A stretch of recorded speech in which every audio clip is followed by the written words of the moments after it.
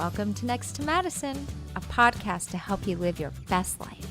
Welcome back to another fun episode of Next to Madison. I am your host, Madison Malloy, and on today's episode, we are talking about how to reverse your biological age.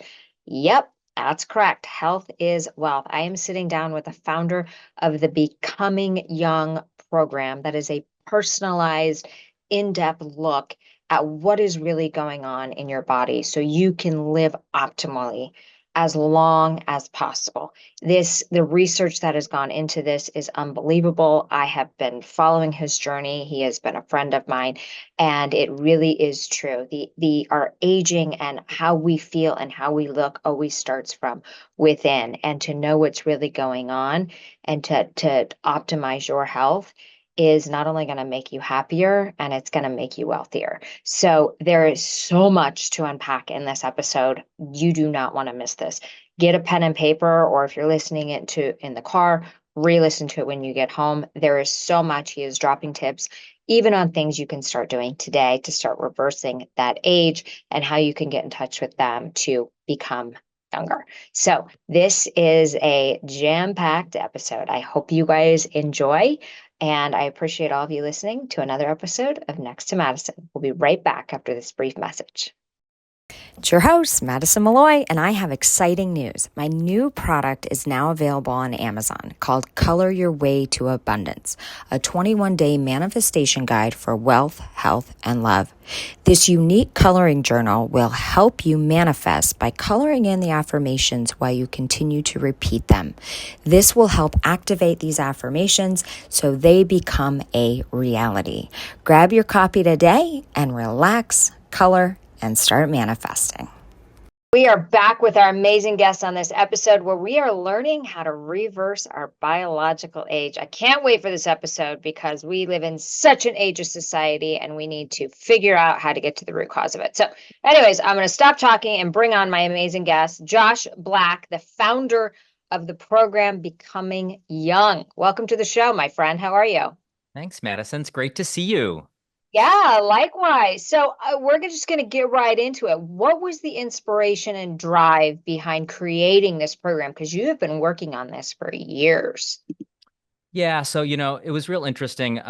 This all started when I was 38 and I was working for a private equity-backed company, was working all these hours, had the stock options, thought I had a lot of stuff sort of really locked in, right? And one day I was at the office and I ended up having what I thought was maybe a heart attack. It was a panic attack.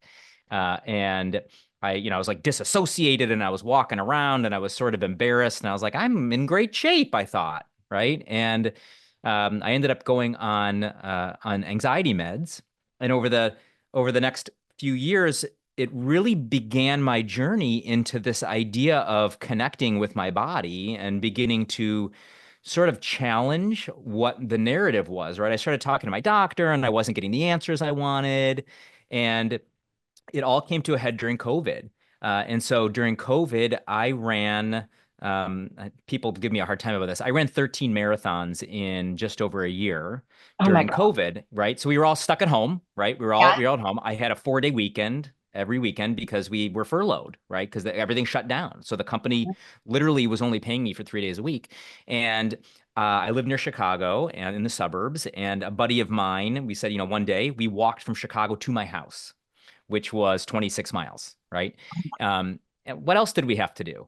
And we were sore. It took like 6.5 hours and we were sore. And we were like, well, that was interesting and sort of cool, but I bet we could do that again. And I bet we could do it a little faster. And so it became a little bit, in the beginning, it was sort of a joke almost, right? Like we were doing it. And so then it went from 6.5 to like, 5 hours and 50 minutes. And then it was sort of some running and some walking. And then it was, like 5 hours and 15 minutes. And so we gradually got faster and faster. And we were doing basically a marathon every 3 weeks. And so I started pushing my body, Madison, in ways that I didn't think were possible. And the further I got into pushing my body, the more I started reading, I started listening to podcasts. I taught myself how to read medical journals and studies. And I ended up spending over 10,000 hours really getting into how we age, right? And what's the biology underlying all these processes, right? It's sort of like 8th grade science class Yeah. on steroids. And so that was the impetus, right? The impetus was I didn't want to feel older and I wanted to start reversing the clock. And I started doing blood work and I started really watching how I was eating and I was measuring. Brian Johnson, who has a lot of press, these days, the former founder of PayPal, who's, the most measured Oh, man in yeah. history, right?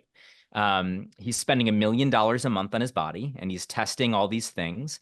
I didn't know about him in the beginning when I first started this, but that sort of was the journey, right? And as I started watching my blood work get younger and younger, because I'm an evidence-based guy, I don't Right. I don't really subscribe to the idea that there are things happening that we can't measure. I think Yeah. there are sometimes things that we don't know how to measure yet, or we don't know what the measurement means. But Right. I want evidence, right? I want to know that what I'm doing is producing a tangible result. And so as I did this process on my own body, I realized that we could do this, right? Yeah. We can actually have an intervention. We can measure what that intervention is doing, and then we can see the outcome and we can feel better. And so really this all culminated in this Becoming Young program because as I was getting out of bed feeling better and better every day, I started feeling bad that other people didn't feel as good as I felt, right? Yeah, I, that's an amazing inspiration to start something like this. My And God. so that really is, I said, okay, now how do I, nobody else, you don't want to spend all this time listening to 2-hour podcasts of doctors, going on and on about prostates and livers and all the rest of that stuff that you would be bored to death. And most people would be, you should be, right? Yeah. So I took all of this stuff that I learned and all of this science and I packaged it up in a way that would be very consumable, that would be very actionable, in a way that folks could take, implement into their busy lives, and then they can measure the results, right? And they know that what they're doing is working. I love that. No, and it's so true because yeah, when you were mentioning about like podcasts about certain, liver or prostate or whatever it is, I think we all want to feel good, but we're in such an ageist society. Like I used to do a joke when I would be on stage. I said, I'm like a government building. Like I'm aesthetically pleasing on the outside, but the inside is just a fucking disaster. You know what I mean? Like it's just papers everywhere. The toilets don't flush. There's chip. But it's like, I think most people, first and foremost, especially women, want to look good on the outside. So they've been going for these band-aid type procedures, right? And now you've got these melted, waxy faces. And now more women are saying, okay, wait a second. Aging is actually starting from the inside. You don't put band-aids on it. How do you fix it from the inside? So that's where I think your program is going to really, really hit. It's like you not only want to feel better, but you want to look better because the Well, better you look, the better you feel. And absolutely. And I think there's a little bit of a misnomer there, right? Because as you start transforming your insides, I mean, I heard somewhere, I don't remember who it was, talk about, what's your dashboard? And so I always like to think, the blood work, the insides, like, what's your dashboard? You wouldn't drive your car without a dashboard to know how fast you were going, what your oil level is, what's the engine pressure, right? Like you have all of those things, and you would be sort of very nervous to drive a car if you didn't have a dashboard, right? I mean, you would. Like, am I going to get pulled over? Like, is the car going to overheat? What's going to happen, right? I can monitor those things. And so yeah, being able to measure things in real time, like get a dashboard, find out what's going on inside. I can't tell you what my vitamin D levels are by looking at my hand, right? By looking in the mirror. And so as you start to measure and transform the inside, the amazing thing, Madison, is it does show on the outside, right? And we do know that you start to look younger, you start to feel younger, you start to act younger, you start to think younger. All of those things happen as the inside begins to change. yeah, it's so true because I grew up in a family where my parents would take, I'm not even kidding, like 30 to 40 vitamins a day. There'd be morning vitamins, afternoon vitamins, nightly vitamins. They still do it. It's why they probably look the way they do in their 70s. And there's definitely something behind it. I mean, I always say they have the most expensive piss on the block. That's just Well, because and a lot there's some of that truth stuff to goes that. under it, There's some yeah. truth to that. But Yeah. but it works for them. But I was somebody who I have supplements, but I'd be bad about taking it. And finally, like a month ago, I said, the only way I'm going to get to where I really want to go in my life is if I am both mentally and physically at my top peak. And so I went and I researched and I got all the vitamins I've needed. And every single day, I'm taking a greens powder, a collagen powder, colostrum powder. I have all my supplements and lifting 5 days a week, like heavy, heavy lifting. And I am starting to see an improvement just around like the fine lines, my pores, how I feel mentally, how I'm sleeping. And the only change that I really made was the inside. I was still doing my facials and the Botox, but it was the Sure. inside. And that was the quickest change. Yeah, it's interesting. I'm sure everybody has heard, over and over that we are a quick fix society, right? Everybody wants a pill. Instant. They want Yes. they want the instant gratification.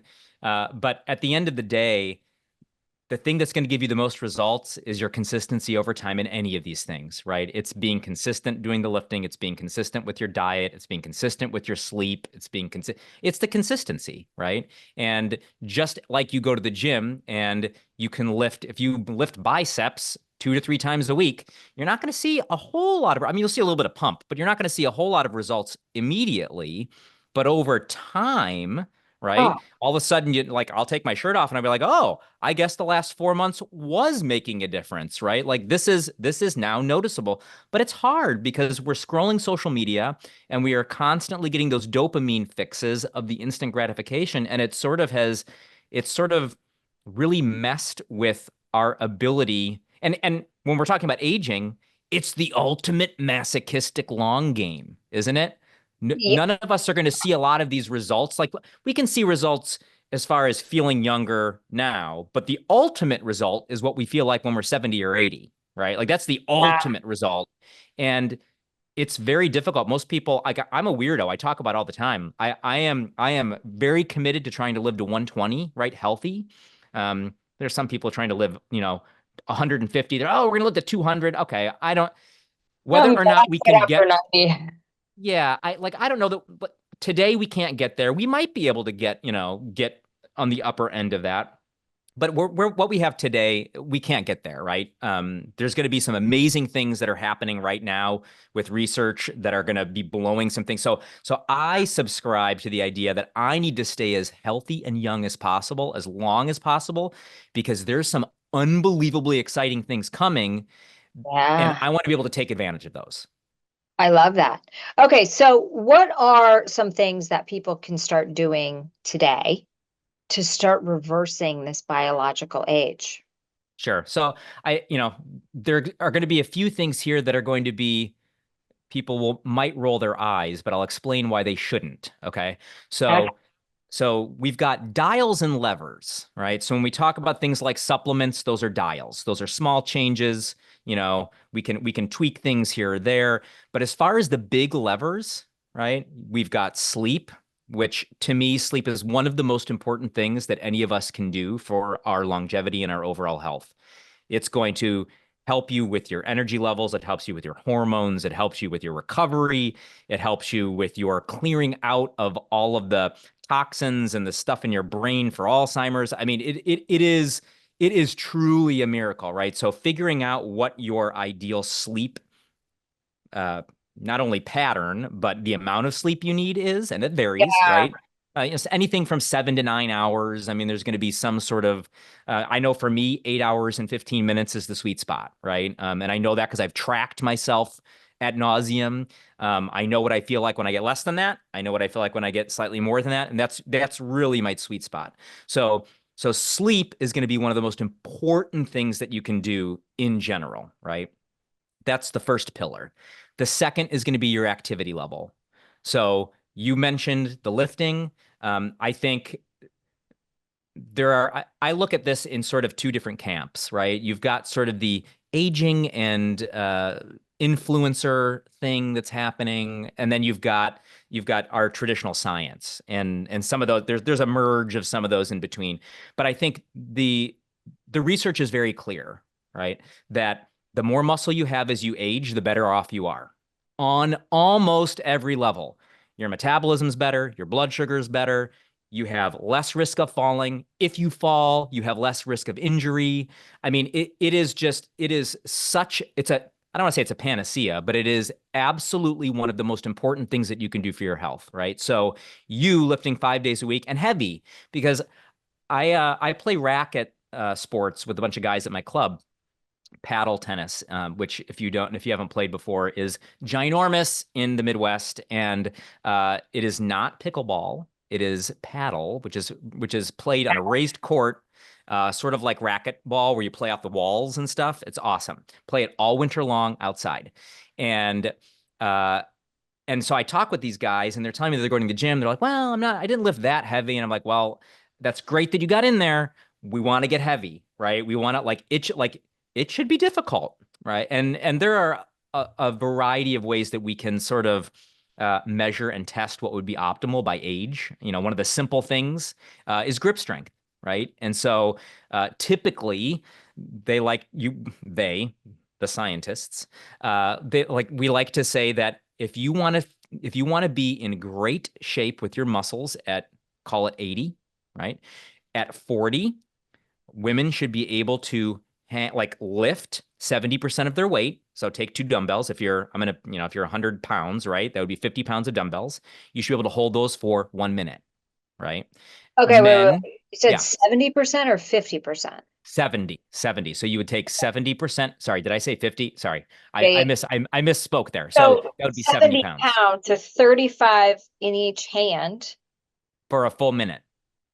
and you're just It's like holding a it farmer by, carry. like holding it by your side. Yeah. Yeah. So you should And be able to do that for 60 seconds. okay.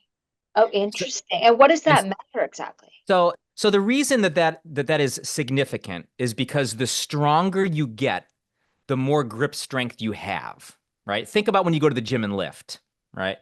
As you start lifting more and more weight, your grip strength does get stronger because you're gripping that weight, you're doing your reps, right? Yeah. So there is a correlation between grip strength and overall strength. It's not that if you just simply do this with one of those grip strength things, Yeah. right? That's going to really get you what you need to do. It's a correlative measure, so it is giving you an indication of overall strength, right? So women, 70% of the body weight for 1 minute, Wow. and so you would want to. So the whole idea here is you're going to start now, right? So you start now and then you maintain over time. For men, it's 100% of their body weight. So for men, I'm 140 whatever pounds. I should be holding 140 pounds. I should be holding 70 in each hand for a full minute, right? And so Wow. as you age, you want to be able to maintain that as long as possible. And that is, if you think about that, that's correlated with catching yourself on a fall. It's correlated with bringing groceries in. It's correlated with opening a jar, right? All of those kinds of things that you want to do when you're 60, 70, 80, 90. Wow, that's amazing. And how often should you be testing that? Once a week? I don't think this, I haven't actually read where anything, I'm sure it exists on what you want to do there. I mean, I will just tell you this, when I do my fitness testing, I usually test once a quarter, right? Okay. So I'm usually on a 3 or 4 month program with my trainer. So Yeah. I train with somebody who trains triathletes and Ironmen and that kind of stuff. And so, I'll do a fitness test sort of at the end of a program, right? And Yeah. that'll be a good way for me to test. Okay. All right. So we got sleep, We got activity level. What else? And then the third is your diet, right? So those are your big three. And I know it's sort of boring in one aspect because people go, "Oh, I've heard this 1,000 times," but ultimately, food is fuel. Food is medicine, right? And um, I particularly I subscribe to the idea for myself, and I always talk to the folks that I'm coaching in my program. I would never suggest anybody do anything that I'm not only that I wouldn't do myself, but it's something that I'm already doing, right? I'm not there's nothing that I'm going to tell somebody to do that I'm literally not already doing. So I am a firm believer in loading up on fruits and vegetables, as many and as much as possible. Now, the caveat to that is, if you have a pre-existing condition, you might need to be careful with which kind of fruits and how often and that kind of thing. If you're type 2, if you've got type 2 diabetes, and that's a whole other discussion. But in general, you're going to do pretty well if you're prioritizing your fruit and veg, right? So making sure that you have all of those nutrients coming in and making sure you're limiting the processed foods so that you are optimizing your glucose and all that kind of stuff. That diet is going to be, and again, it's the biggest lever. So we want to look for those levers. What things can we make the biggest impact on? And your diet's going to be number three. Okay, wow. All right. And then as far as like supplements go, I mean, we So, can get everything from our diet. yes. So, So this is what I will say is I have a rule for myself that is I do not take a supplement unless I A, know what it's doing, that I can actually tell you like what is the biochemical and this is again, this is why I'm a little bit of a wacko, right? Like I'm very intense about my stuff. Excuse me. So I like to know what it's doing. I also like to test to make sure that it's doing what I think it's doing. Right. And then I also sort of it's an art and a science, right? I also like to make sure that I feel that there's value because there are some supplements that indeed will give me some sort of benefit, but I don't feel that there's a cost benefit ratio there, right? yeah. And I'll tell you, NMN is one of those, right? So there's a lot in the news about nicotinamide riboside and nicotinamide mononucleotide, NMN. Is that the And same as NAD? so those are both precursors to NAD, right? And so there's a Okay. lot of science around, okay, NAD levels are getting lower as we get older. Right. Should we pump those up? Spoiler alert, exercise already pumps those up. But there's a lot of controversy around whether these are, I wouldn't say valuable, I would say whether they extend lifespan, right? So there are two camps. Is something providing any benefit? Is it specifically extending lifespan, right? And so the NAD precursors, I think there's some benefit there. I will tell you just anecdotally, when I take that kind of stuff, I definitely feel that I can maybe go a little bit longer. I feel like I Yeah. have a little bit more energy. But I think the research does not necessarily say that it's going to extend lifespan, perhaps. The research is still a little foggy on that. Yeah, And, they do and say like it helps with aging. I mean, a lot of like the celebrities are very high, wealthy people will do the IV drips they, versus they will. There's yeah, the data on that also is a little dicey, right? yeah. We know I that you think feel better. people, yeah, and I think people are more like for me, it's like I just want to look as good as I can for as long as I can with Absolutely. my time. Like I'm not trying to like live longer than God wants me to, Absolutely. you And know? I think there is also a Brian Johnson does this really well. Brian Johnson is using the kitchen sink approach, right? He's spending a thousand. He's spending $1 Who's Brian million Johnson? a month. Oh, So this is Brian, the PayPal guy that's trying to reverse. Yeah, yes. he looks So okay. yeah, he's an interesting fellow. Maybe we'll leave it at that. Right. I would be fascinated to chat with him and have lunch with him for sure. But he is definitely on the extreme, right? So he's spending $1 million a month. He's testing the shit out of his body, right? And he is throwing everything in the kitchen sink. So he's doing everything and then he tests and then he does more everything and then he tests and then so it's an unbelievable, but like I don't know about you, I don't have $1 million a month to spend on my body, right? Yeah. So I look at that and I go, okay, what can I learn from somebody like Brian? And then how can I apply some of those things? Like what is the optimal thing to take? And so I look at I look at things in sort of buckets. I always look at things in buckets. I approach this sort of as an engineer, and I'm not an engineer by training, but that's sort of how I approach it, which is okay, you sort of have traditional supplements, your vitamins, your minerals, right? Then you've got sort of your edgy stuff, which are things like NAD precursors, or for a while it was resveratrol, or things of that nature, right? And then you actually have things like rapamycin or things like that that are actual prescription, like off-label use or stem cell stuff, right? Stuff that's a little bit more on the edge of stuff that are either more expensive, takes a doctor, or is going to provide you some benefit that you may not know.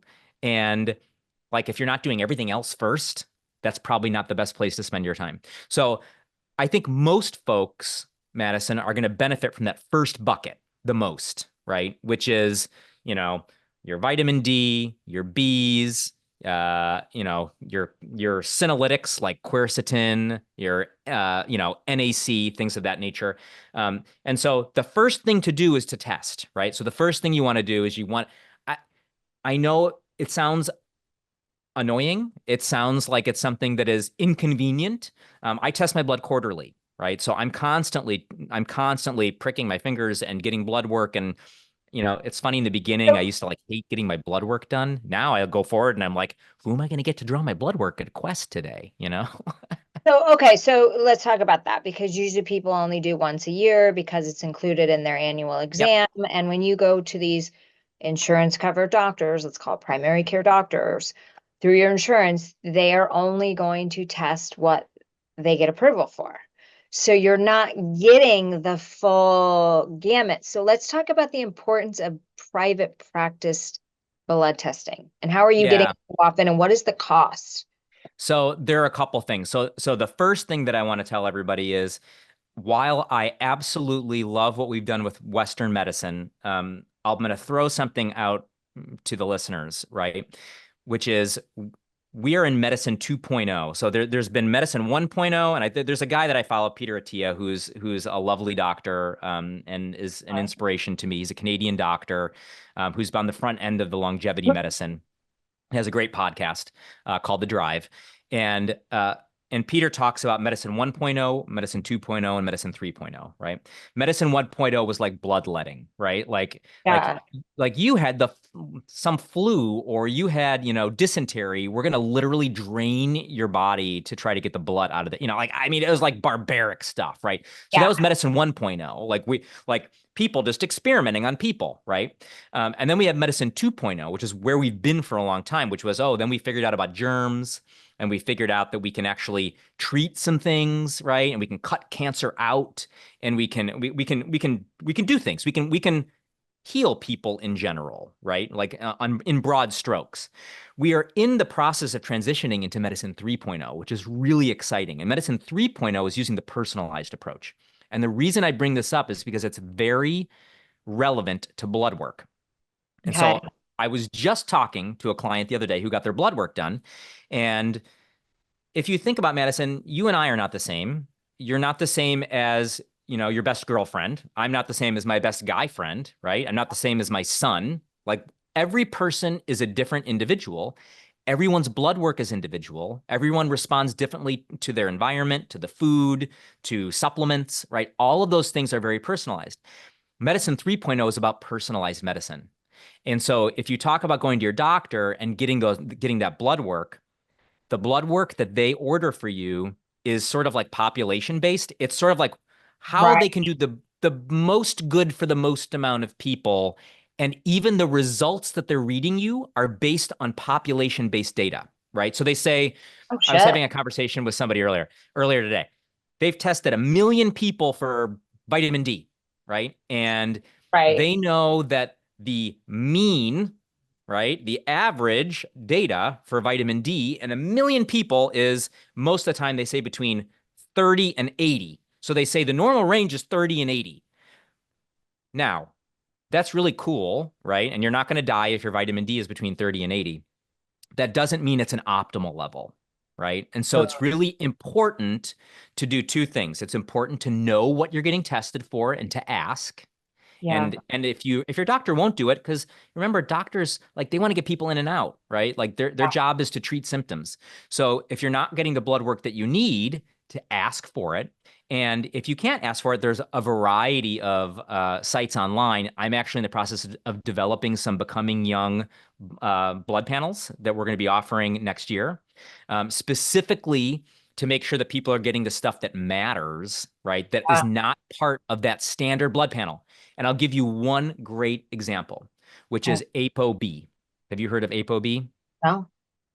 So part of your standard panel every year, Madison, is going to be a metabolic panel and a cardiac panel, right? To give you your risk of cardiovascular disease. And your doctor is going to get your LDL and your HDL and your triglycerides, right? Yeah. There are two other little guys that are they're the stars of the show. One is called LP little a, and that is a genetic-based marker. The other one is ApoB. They are probably the two most important things that you should be testing in order to know if you are at cardiovascular disease, and they are the two things that are typically not included on your annual panel. And so Wow. I actually saved my best friend's life because I had him test and he had a high ApoB. That was so high he probably would have been like, they called it the widowmaker for a reason, right? So his ApoB was so high that it was like 200 or something. It should have been 80, right? It should have been 80 to Whoa. 100. But he was very healthy, very healthy. His his What his made you cholesterol say get this test? Was there symptoms that you were seeing in him? his cholesterol was a little high, right? But his doctor said it's not a problem. The cholesterol's not all that high, and he's a runner. Drug. Well, and so I got him on statins because had he not been on statins, he probably would have been dead by the time he was 45. And so, and he eats well. He's the one that did all those marathons with me. So I know he's somebody that had very a fit. heart attack that was like bodybuilder, eats clean. It was just genetic. It was in their genetic, Yes. you know? Yes. So those two. So the LP little a is a genetic factor. You only have to test it once. It'll tell you if it's too high that you're genetically predisposed, right, to cardiovascular disease. Right. So those are the two. So anyway, so getting back to the blood work. So you can ask your doctor. You can also consult with someone like me, right, where I can point folks to the right places. I'm not a doctor, so I can't interpret those results, but I do have access to the places where folks can order and get interpretation on those results. And part of my program is I teach people how to read their own results. I think it's really important So key for because I just got a bunch of blood work done and I'm like, what the heck? There was no red flags. yes. I was like, how do I understand this? Yes. And so it's not about me interpreting it for you. It's about me empowering you to understand what's on the page, right? And if you think about life, those of us that have the knowledge have the power. And so this is about becoming the CEO of your own body. I love that. That's such a yeah, that's like a well phrase. So you and I on another note, we've talked offline Yeah. about, how, and I've talked about it on this podcast, how I had done, went and got my hormones checked 2.5 years ago. And turns out I thought it was weird. I needed testosterone. I'm like, but I'm a woman. What do you I mean? I talk like a man, but I'm a woman. So I did it. It started making me feel better. And for some reason, I just said, you know what? I want to make sure that I'm not getting too much, that everything's right. Maybe I need something else. And so I had instead of just getting the pellets again, I had a full blood work thing done. And she came back to me. Now, I don't understand all the results. I have to go in and see her, but there was nothing alarmed. But she said to me, what are you supplementing with? Because your testosterone levels have actually stayed up. What is different? The only thing that's been different is the NAD. Well, you're also lifting 4 days a week. True, and I was only lifting like 2 days a week. So Lifting is that's lifting is definitely helpful. huge. Lifting is huge. I will Yeah. tell you that. So I tested my testosterone, right? When I went from lifting moderate 2 to 3 days a week to heavy 4 days a week. And I'm lifting heavy. Like, I'll lift 10 to 20,000 pounds in a lift session, And right? yeah, you're Which supposed to the last 3 sets be shaking. Like I I that's mean how you know the I weight is yeah. enough. Yeah. I'm going pretty close to failure on most, right? I will tell you that my testosterone at 45 went up 120 points. 120 Just by points. lifting. And that's the only thing that's the only thing that's changed. Wow. That's significant. There are people that pay a lot of money to get Yeah. 120 points. No, I know. And that's what she was saying. She was like, yeah, she's like, it's dropped a little bit, but it's actually stayed up. Like, what are you doing? So And you're not on you're not doing any test right now? well, I had it done. I had the testosterone pellets put in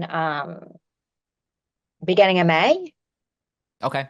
but usually I would get them, end of September, but instead I decided to get the test because Because it's I wasn't feeling the symptoms of tiredness and lack of focus and um irritability. Like I wasn't feeling the symptoms when it really drops that I normally would have. So I was like, let me see what's going on because maybe it's well, estrogen I need or maybe it's progesterone. I didn't know what it was, so I wanted to make sure I wasn't just pounding myself with testosterone You know what I mean? Sure. 'Cause I'm not trying to become a man. No, no, but You know what I you, mean? you They're know, only getting me to the female level, but you know what I mean? Like they put enough in me. I always joked with my lady. I would sit there and they for the pellets, they would cut you open just a little bit and they drop the pellets in. And I'd always tell her, and she was a private practice doctor, so she didn't care if I came or went. So not the greatest bedside manner, but she knew what she was doing, right? She'd be like, "Oh, I'm a little nervous." She's like, "You don't have to do this. Suck it up or get out. I got shit to do." Like she's very but she's good. If you're looking for a friendly doctor, she's not the one. She's a Russian. She knows what she's doing. She's tough. And so I always tell her, I said, I always have to kiss your ass, and I feel like I need to bring you presents and stroke your ego because you literally could yeah, drop enough testosterone in me to grow me a dick. And like we always laugh about that. She goes, I could, but I'd never be a business again. So we always laugh. So she's like, what are you getting me tomorrow? And I'm like, I don't know. What do you want? But it was the running joke we had. yeah. So, I mean, you could do a whole podcast on hormones for sure. Oh, I have a passion for talking about HRT in general. I think it is very misunderstood in yeah. general, specifically around women's hormones. You know, there was a study, and I don't remember the name of it, but there was a study back in the 80s, early Okay. 90s, that came out that said that like women taking hormones caused increase in breast cancer, and it was incorrect, and it set back the entire medical establishment for recognizing hormone replacement therapy specifically for women. I mean, by decades, Too right? much estrogen was the It cause was of a breast specific, yeah, there cancer. was a specific kind of estrogen, and even then, the data was not it was not interpreted correctly, and so they've since revised that. They basically come out and been like, we're like this was wrong. It's widely now accepted that that study like had an incorrect conclusion, right? Hormones And run everything in your body. You know what I mean? they Like they are unbelievable. back after menopause, it's like they don't have the right hormones. It's crazy. I mean, if you think about what hormones do, right? They are responsible for things as seemingly simple, even though it's not, but seemingly simple as insulin and glucose, you know, and blood sugar. They're affecting sex drive. They color your thoughts, right? So Oh my they God, give yeah. you the perception of whether something's positive or negative can be colored. It colors the way that you connect with people and oxytocin, right? So your estrogen and progesterone and testosterone. How are you connecting with people and bonding with people? I mean, it is so it's affecting your metabolism, your social interactions, your sleep. I mean, it really they are really major signal providers for your body. So it's really important that people know. And it's a shame. So when I was in my mid 30s, I asked my doctor if I could get a testosterone test. They don't normally test men for hormones unless there's a problem. And I had a lot of pushback from my doctor. He said, well, why do you want to get a test?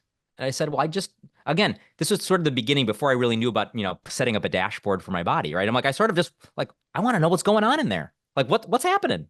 And it was a lot of back and forth and a lot of advocating for just wanting to know what's going on in my own body. And so that's really, I mean, I'm just so passionate about wanting to understand and helping other people understand. Like you shouldn't have to advocate that hard for yourself, right? Being able No. to understand what's going on and wanting to know and just being curious, right? Life is just being curious.